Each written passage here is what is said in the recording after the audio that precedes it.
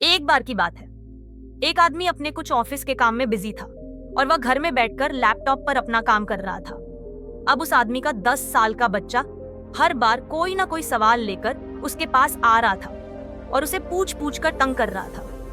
अब वह आदमी अपने बच्चे से परेशान हो गया था। उसने सोचा क्यों ना मैं इसे कोई ऐसा काम दे दूं जिसमें वह कुछ घंटे उलझा रहे और उतने समय में मैं अपने ऑफिस का काम कर लूंगा। तो अब की बार जब बच्चा उसके पास आया तो उसने एक पुरानी किताब उठाई और उस किताब के एक पेज पर वर्ल्ड मैप बना हुआ था।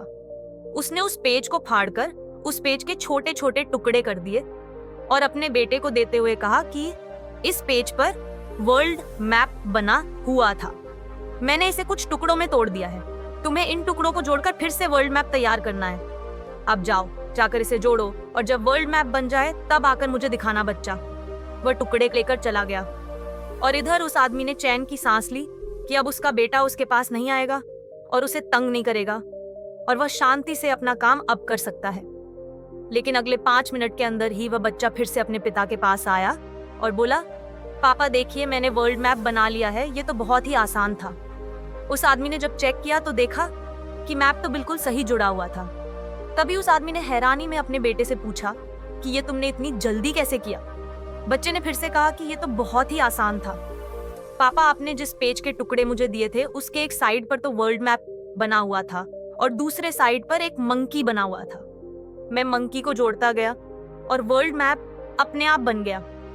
दोस्तों, अक्सर करके कई बार जब कोई बड़ी प्रॉब्लम समस्या हमारे सामने आती है तो हम उसे देखकर ये सोचते हैं कि हमारी जो प्रॉब्लम है, हमारी जो समस्या है, हमारी जो परेशानी है वो बहुत बड़ी है और वो इतनी आसानी से हल हो ही नहीं सकती है।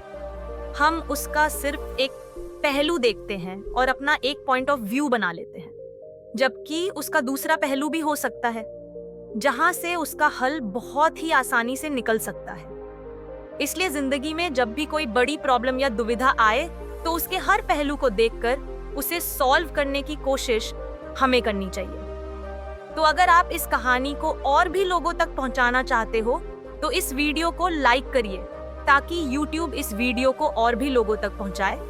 और अगर कहानी अच्छी लगी हो तो हमारे चैनल को सब्सक्राइब जरूर करिए। मिलती हूँ मैं अगली बार इसी तरह की एक नई कहानी के साथ।